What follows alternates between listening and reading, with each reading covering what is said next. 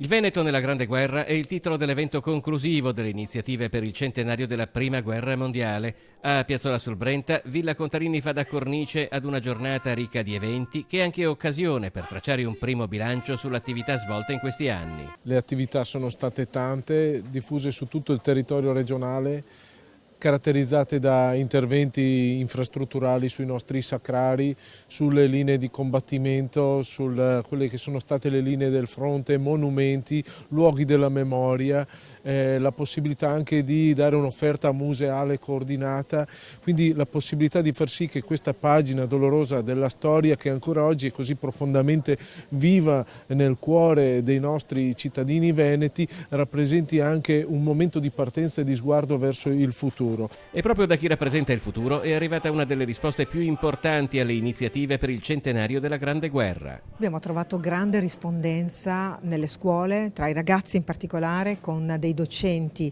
alcuni veramente motivati e commoventi perché hanno capito che educare, far crescere come persona significa anche far capire che cos'è l'identità.